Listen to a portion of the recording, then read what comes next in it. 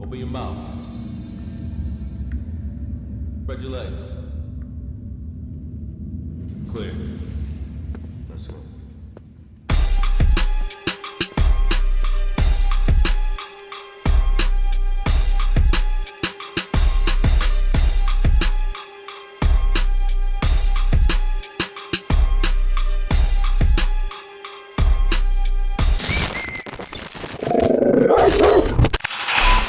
What up, what up? You already know what it is. Your boy Pistol Pete. Welcome back to that Dog in the Yard Season 4.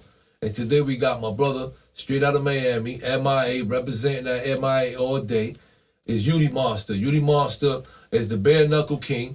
You know what I'm saying? He rep his set. He got the fastest knockout on the Guinness book, on the bare knuckle joint. You know what I'm saying? The dude is a beast. You know what I'm saying? Like, that's what he does. He's been doing this since school. Getting in trouble in school, going to the military, getting in trouble at the military, getting kicked out the military to catching an assault on a cop, and you already know. With all that being said, Udy Monster, man. You already know in the building, Dog in the Yard, your boy Pistol Pete.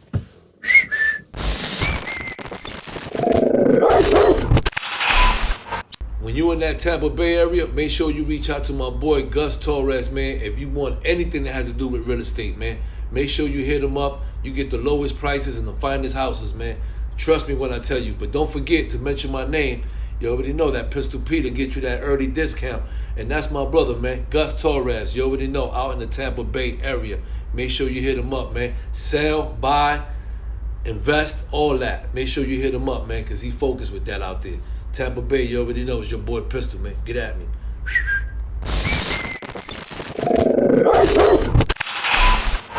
You already know what it is. Your boy Pistol Pete. Another edition of that Dog in the Yard. And today we got Udy Monster in the building, representing that 305. You already know. Knuckles up. You already know. Get your shit right. That's real. You know what I'm saying? What's up? What's up, man? Man, thank you so much for the opportunity, my man. Likewise, man. Appreciate you being here, man. Yes, sir, of course. I wanted just to, for those individuals that don't know about you, anything about you and all that, break down a little bit of history about, your upbringing and all that, where you from. Where you was raised and your nationality and stuff like that. For sure. My parents are Cuban. I was born in Miami, 1981. And, I was raised by a single mom. My friends were always my friends were my family. That was my closest people to me, was my friends. My mom was always working, so I got raised up trying to figure it out on my own, Never had a male role model in my life. Never had an uncle or a cousin or a dad, none of that. So I was always a little, spark plug too. I love fighting. I never bully and shit. I just like to.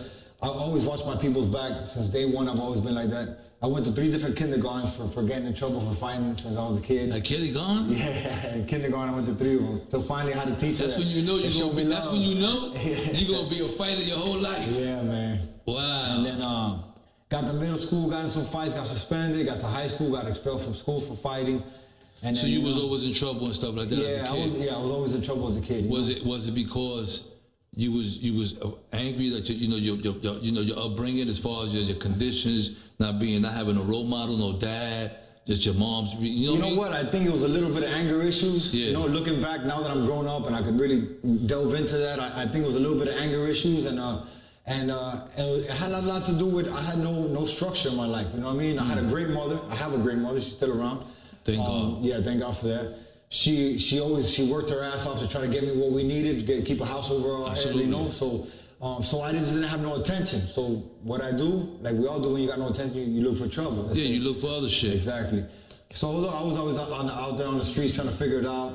Had looked up to a couple of people that kind of led you in the wrong way.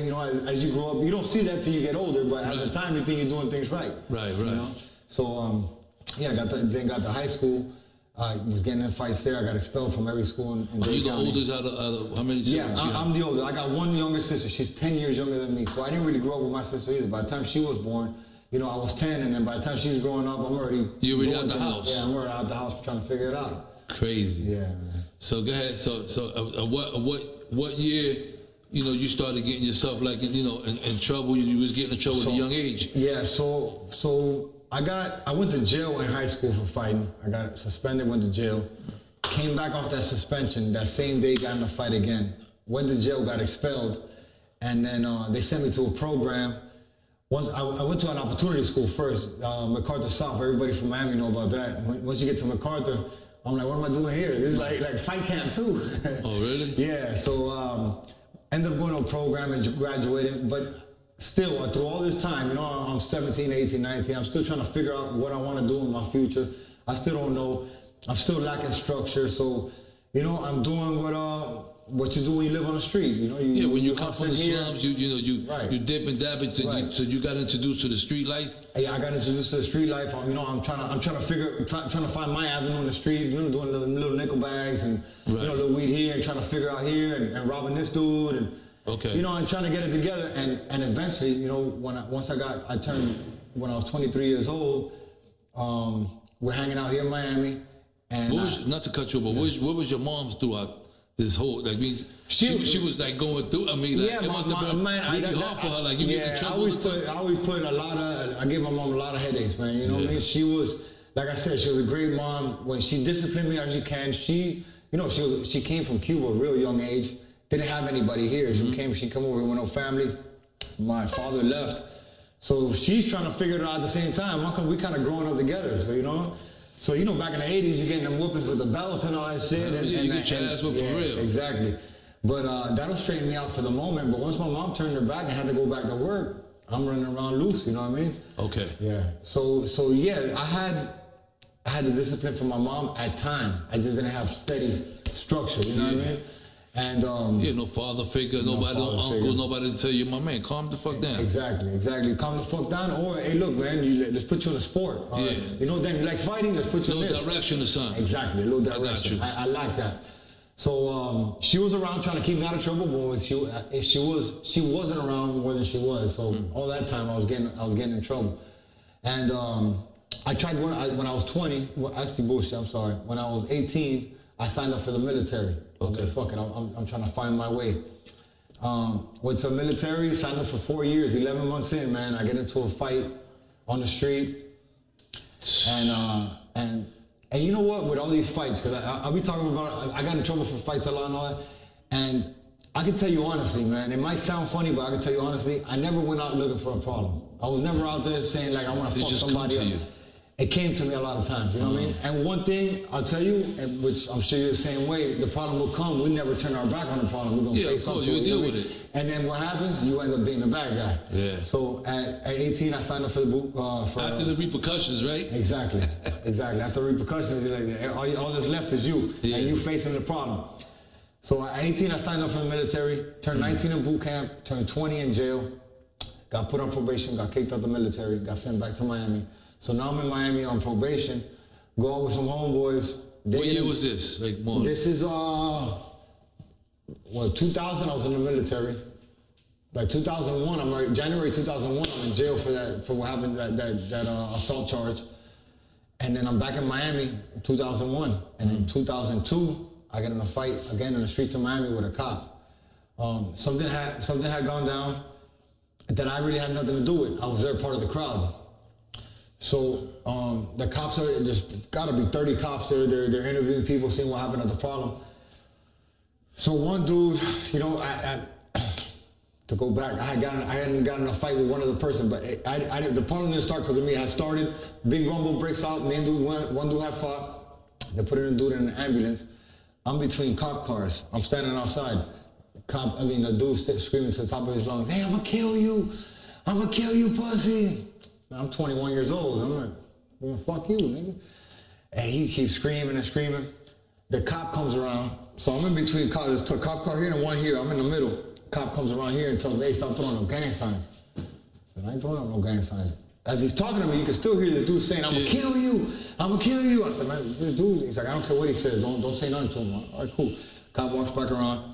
Probably another 20 seconds later, this dude's still talking shit. I'm like, "Man, fuck you, faggot, fuck you." Cop comes back around, slams me on the hood of his car. I go with it. I go to tell him, like, "Sir, I'm not doing nothing." He open hand slapped me.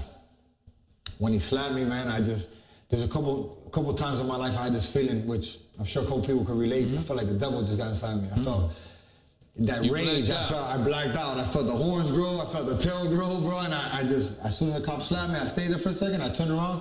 He came back at me to hit me, and I hit him, boom, knocked him out. And woke up in jail. Yeah, the rest was history. The rest was history, man. Wow. And that's what ended up putting me in prison. Yeah, battering. So you went to jail that night. Yeah. And then one coming out on bail or something. Yeah, I came out on bond. You know, was find the case, but I was already out on an assault charge. Okay. So they ended up sending me to prison. You know what I mean? It went. You know how it goes. They start off 15 years, 10 years. So how long you was going to court for? I was going to court. Couldn't be more than like 6-7 months, and it was two charges. I had the assault charge I was on probation for. That was in Tallahassee, Florida, and I was here. So once they settled here, they sent me to Tallahassee on one of them, one of them dog kennels. They sent you in a little van. Right. And I got up there, and they gave me the same time Miami did, which was 2.5 years. That's what they gave you. Yeah. So you want to go into prison for 2.5 years? I wanted to go into prison, and they sent me from Tallahassee. So when I went through the prison system, I went through North Florida, so they put me up in the Panhandle, away from my family. Wow. Yeah, it was a rough time. So it was really stressful. It was stressful, man. It was stressful, and I went in. I was 23 years old. You know, you find yourself in there, and I just remember thinking to myself, like, damn, you know, I done fucked up. I was in gangs. And I did shit on the street, and I did a lot of things I wasn't supposed to do. But damn, once you find yourself in prison, like, damn, I don't think I'll belong here. You feel what I'm saying? I think, especially like, you know, when you're seeing my mom, seeing the people that love you. You know, I left my kids behind too. Because you stress everybody out. Oh, your kids, you already had kids. I already had kids. Yeah. Wow. Yeah, I had my son and my daughter, so they were coming to see me. And you know, you find yourself in that position, like, damn, man, I'm better than this. You know and you what I mean? was down with a gang at that time? That time I wasn't. I had my own little clique, you know, from the neighborhood and shit. Okay. And then once I got to prison, I got into gangs too. So that's what you got when you went to prison. You picked up the gang.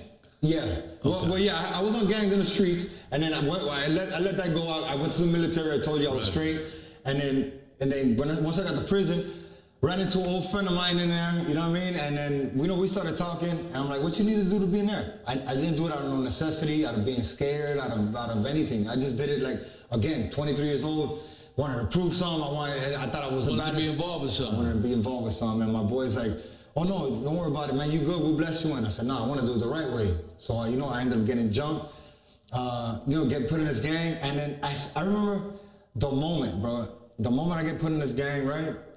Give you the beads, and everybody's there, and everybody's like happy for you.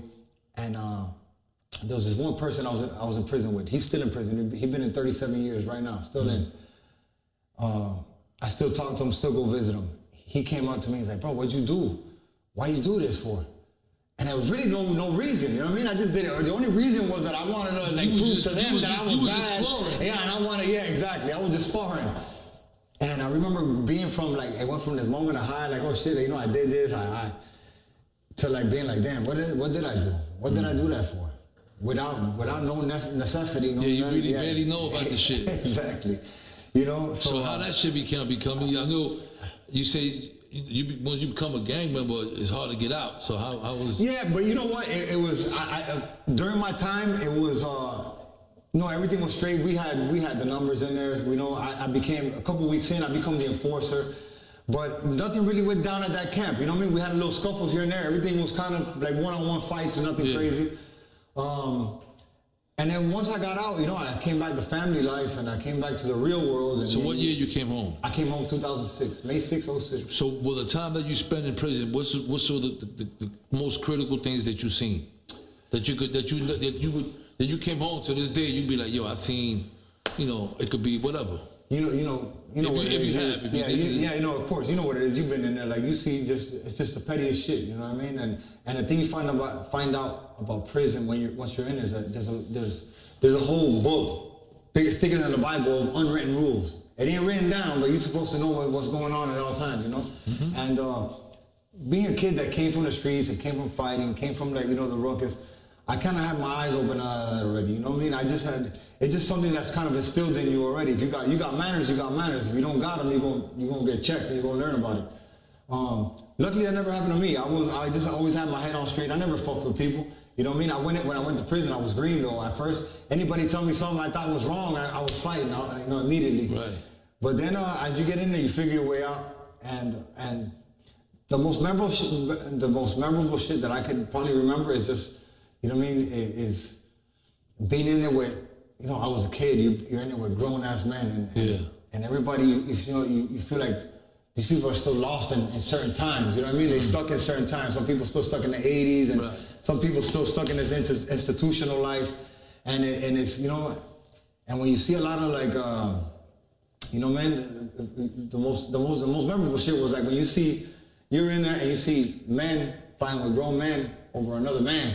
That was some shit that you're like, damn, what the fuck's going on here? It was just a weird world, man. I tell people that, you can't, the sexuality and all that, people fighting over messing around with homos and stuff like that. Exactly. That was weird. You know what I mean? That was a memorable time in my life because like, damn, you got two grown men fighting over another man, and the fuck's going on here? Shit wasn't right. Yeah, exactly. I feel you. So as far as that, what year you came home? I came home May 6, 2006. 2006. So after that 2.5 years, you never went back to prison? Never went back to prison. Got locked up again, almost got sent to prison again, but I ended up beating the case. And I never looked back? Never looked back. So you've been home since 2006? Yeah. And what you been doing? Well, I got out of prison. I traveled the world with Pitt for like 2 years, man. I was in security. I grew up with Pitt. Pitt's my brother. I mean, it gets no closer than that. Traveled the world with him. For those that, the viewers and all that, Pitbull. Yeah. You know what I'm saying? So you gotta, when you break it down, they're like Pit. Who what Pit? Yeah. Pitbull, man. I grew up with Pitt since we were kids, lived with him. I got fucking letters framed from when he wrote me when I was in prison. Wow. Yeah. So I came out and I was blessed enough that he was on the rise with his career.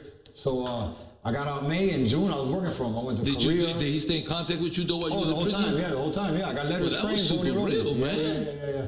I mean, shout out to Pitbull, man. That was super real, man. Yeah. Appreciate that. That was real, man. That's my brother, man. That's my brother. That's what it's about, man. Yes, he was there, loyal. Yeah, the whole time. Whenever he had a little money, put some money in for me, everything.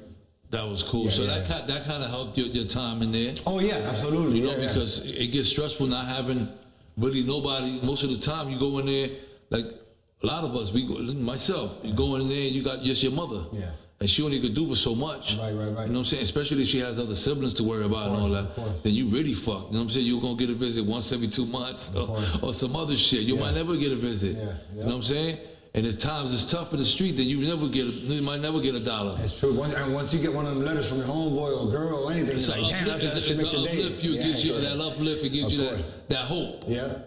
So he did that. So Pitbull stood in kept it real with me, and it was awesome seeing. I was on the inside watching his career start taking off. You know what I mean? And I was able to make it out in 2006, and I hit the road with him, man. He took me on the road. But you was telling yourself when you was in jail, you was like, that's what I'm doing when I get home. Yeah, damn right. He was telling me that. He was writing to me, telling me like, yo, once you get out, you're gonna be working with me. I'm gonna take you out here and do this and fuck it. It was hard to see at that moment. I'm gonna tell you something. We gotta really give it up to Pitbull, man. Yeah.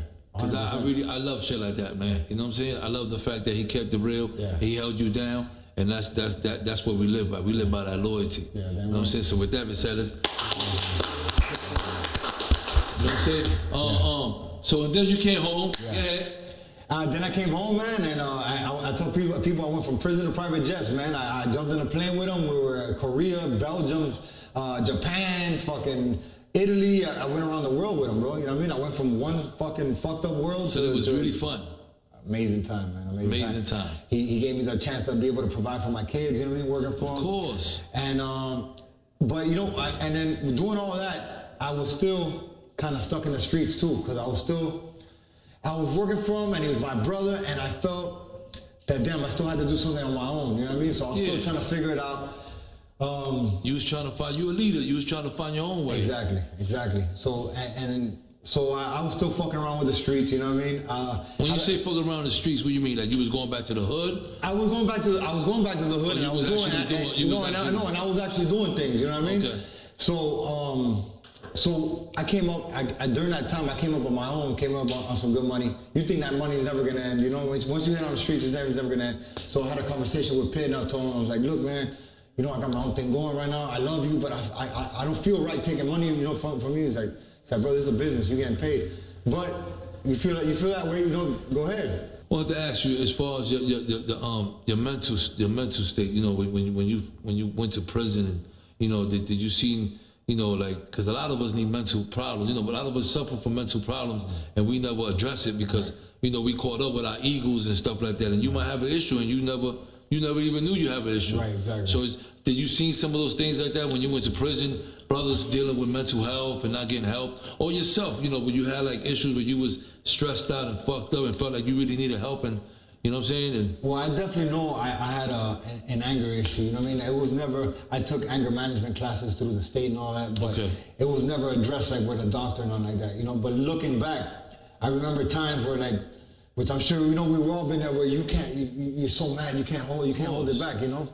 And I was in a psychiatric camp, which a lot of camps in Florida are psychiatric camps. So you be there and you see a line of people waiting to get their pills, and you think like, you know, like, oh, I ain't like that. But you don't know because you never went and got checked out, like you said, you know? Yeah, you never went to official, never got, you never really got checked up on. Exactly, you never got the diagnosis. Exactly. But you know, I feel like now where I'm at now, I'm in a happy place in my life, you know, I worked through all that and you get older and you learn, you know what I mean? Yeah. But mental health was a big issue.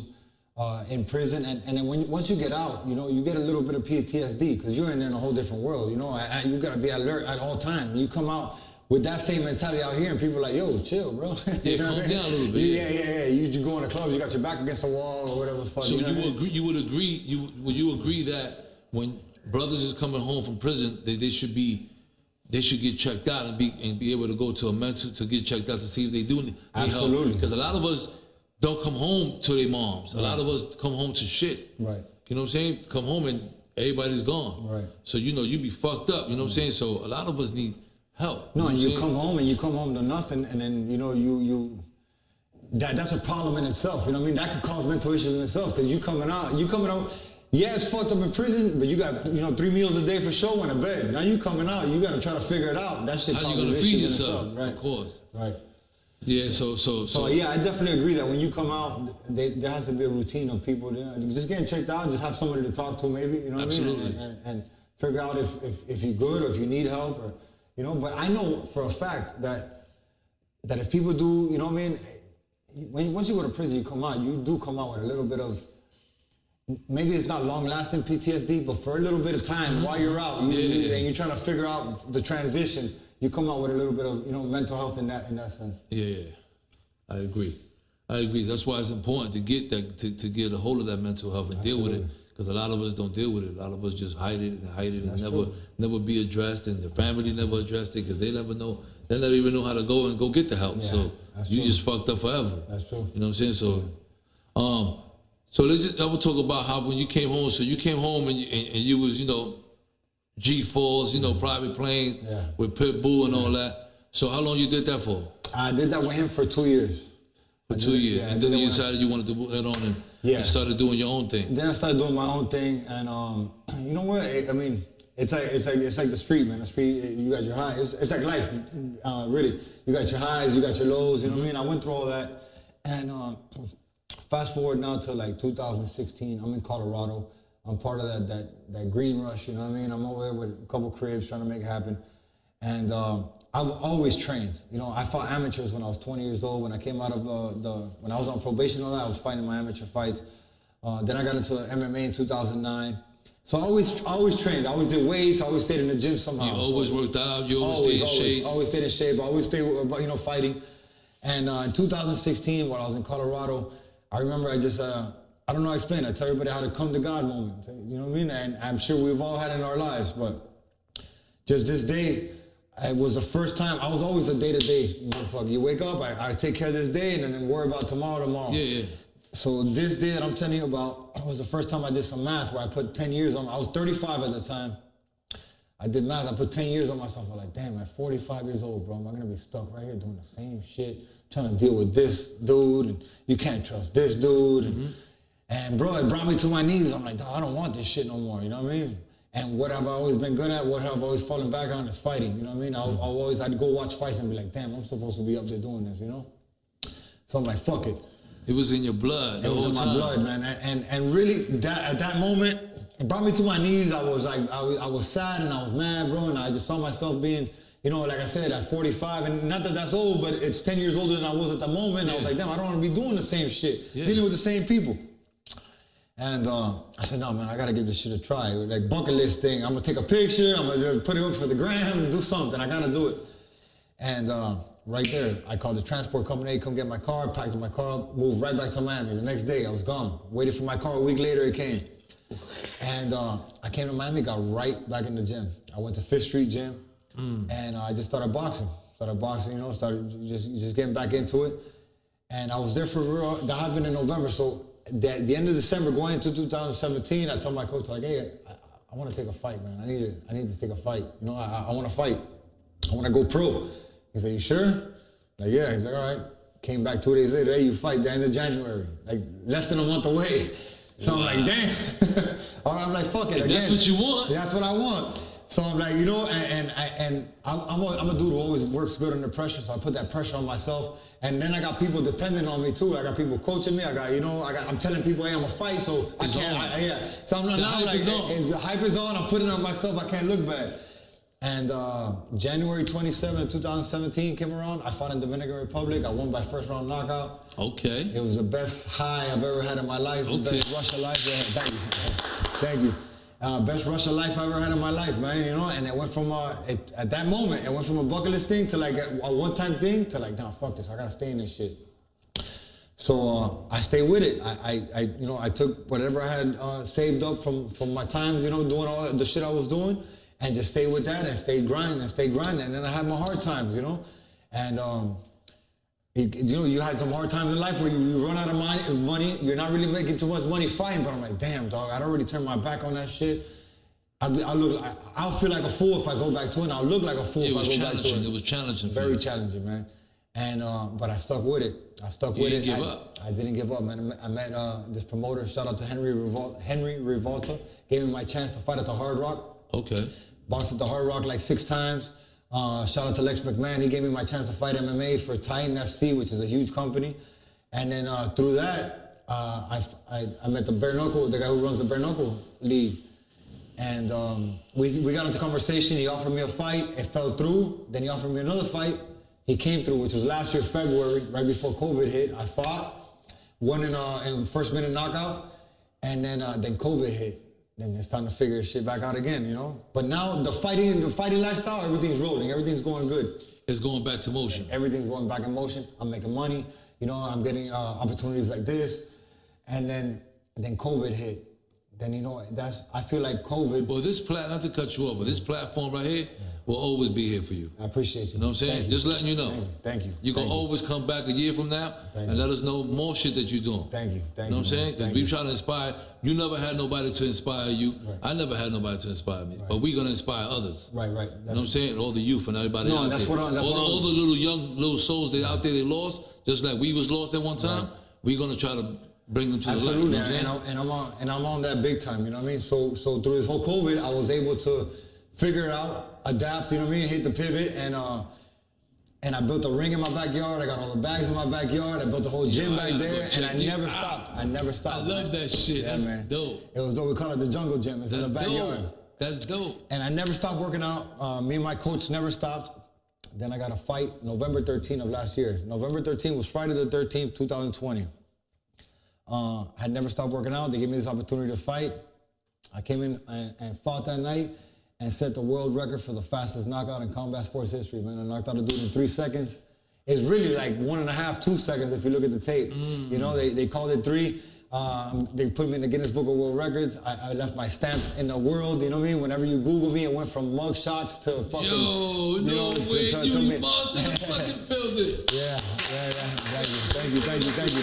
I love that shit. I love it. Yeah, so the Google, whenever you Google my name, it went from mug shots to now my hand raised and fucking... You can believe you got a new fan. You got Pistol Pete. Don't worry about holding you down. Thank you, brother. I'm gonna come to your fights and all that shit. Thank you, man. I love that shit. Yeah, man, that was a stamp, you know, I was looking for in life. You know, while when I started fighting, I'm like, damn, what's gonna be my moment, bro? And you never know when it's gonna be, and it happened to be my moment that night. Absolutely. And I set the moment you was looking for came because you never gave up. Right. You believed in your own dreams. Right. You say even though you was comfortable with Pitbull and you was getting money and you traveled the world and all that, you had to find your own lane. Right. And through fighting, I've been able to, like I said, get opportunities like this. It's given me a great platform, and I got a chance to go back to juvenile detention center where I was out as a kid, go speak to kids over there. And man, that's great, yeah, man. And I got this thing called Fighting versus Hunger. I go feed the homeless once a month. We've been doing this for about 1.5 years now. Once a month we go. Wow. Yeah, I get local businesses. Miami Dolphins been involved with me like the last 2-3 times. They go and buy the meals, and then I go, and whoever wants to go with me, just come bring your hands and help me pass out the meals. So that's pretty cool. Yeah, so we've been giving back, man, and fighting's been able to do that for me, man. So I got a hashtag on Instagram that said "Fighting saved my life," and it really Save has, your man, hand. yeah. That's save your. Yeah, fighting definitely saved your life. I mean, you kept focused though. You never Yeah. gave up. Yeah. You always been a That fighter. was the most though. important part, staying consistent, man. Consistency over time equals success. So I'm far from successful, but I'm staying consistent. I'm putting in the time, and success is coming. It's all gonna come. Yeah. You believe it, you dream it, and you work it. That's right. That's the key. That's right. And what you're doing, you're giving back. Right. You know what I'm saying? Going to see the kids, going to speak to them feet and battle homeless, which that would be great. Anytime you could hit me, as long as you hit me on time, 100%. you could count on my hands. I will always 100%. help out and stuff like that. We could put things together. You know what I'm saying? Any other little events that I might have, as far as the dog in the yard giveaways and holidays come, we'll make sure we we doing, include man. you I and all that, appreciate because we that. love that. You know, we love that you're like that. Thank you. That you like to give and give back to where you come from. Absolutely. You know what I'm saying? And that shit is big, man. I'm gonna let you know, man. I'm really, you know, like it's really dope to have you on this platform, you know, because you didn't have nobody. You ain't had nobody to look up to. Right. You know what I'm saying?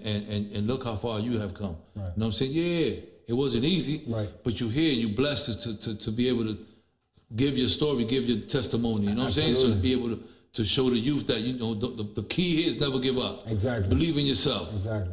You know never what I'm saying? give up, and it's never too late to be what you could be. You know what I mean? It's never too late. You know, it don't matter how old you are, what you're going through. Once you put that first step towards the right way, it's like momentum. You just keep going. You keep walking towards it. You know what I mean? What you think about? Let me ask you. Do you know anything about prison reform? If you don't, then I'll break it down a little bit. No, break it down a little bit. I don't know prison too much reform about it. is like. I'm gonna ask you that prison reform is anything to improve prison, like whether it's on the mental health or school education, on or either how they lock you up and put you in jail, and sometimes half of the people who went to jail they never even did the crime. Right. You know, and shit like that. Things that would improve prison, the system. Right. You know what I'm saying? Do you think that is important? I think it's reform. extremely important. The thing about the system and prison and everything that has to do with it, from the courts and the prosecutors and all that shit, is it's a big money. It's a big money machine. You know what I mean? So it's a big business. It's a big business. So that's what happens. Innocent people go and do fucking 30 years in prison, and then you find out 30 years later they didn't do shit. You know what I mean? But you just put a man through hell for 30 years. Got separate him from his family. And so yeah, there's a lot of things that need to be done for prison reform, you know. And one thing that's great is that they're cutting all these weed laws. You know what I mean? You got people doing life for 5 or 10 years for fucking So weed it's charges. about time they start coming home now, Yeah, right? yeah, absolutely. You know what I mean? Absolutely. That's one step in the right direction. You know. Listen, we're here, man. Yeah, that's what yeah. matters. We're here. Damn We're right. blessed. We're here. We're doing it. We're blessed. We have a bunch of good things happening. You know what I'm saying? I'm always support you. Thank you, brother. I'm always encourage you. You know, like I'm always I'm always check up on you, the monster. you, Trust me, I'm brother. always Thank check you. up on you. Same here, Look dog. up on your YouTube, check up your fights, and I'm gonna always rep you. Thank you know you. what I'm saying? Thank So you. just know it was an honor, you know, and I mean, on some G shit. Honor and pleasure right here, my brother. It's all love, Thank man. I you. respect Thank the you. fact that Thank you you. came out here and you showed that love, man, because the youth need that, man. You know what I'm Thank saying? you. And Absolutely. with that being said, you already know it's your boy Pistol Pete, and it's that dog in the yard, man. You already know. Get at me, man. I got the boy, the monster in the building. So stay in your lane. Yo, you the monster. You already know I'm going to that yard. You told me you got that backyard popping. I need to get up in there, man. But it was a pleasure having you on my show, man, my brother, man. All love, man. All my Cubans out there, all my peoples, man. Y'all should be proud. The brother came a long way. You know what I'm saying? He's going for it. He got a big fight coming up and all that. 1,000,000%. You already know the dog in the yard will be in the building. And we fuck with you, man. I appreciate all the love, man. And the man that you have become, man, after all the trials and tribulations that you have been through in your life, man. You know what I'm saying? This just shows the youth, man, that you never give up. You know what I'm saying? Keep going and keep going and keep going. You know what I'm saying? And I appreciate having you on my show, man. You already know your boy Pistol Pete, dog in the yard.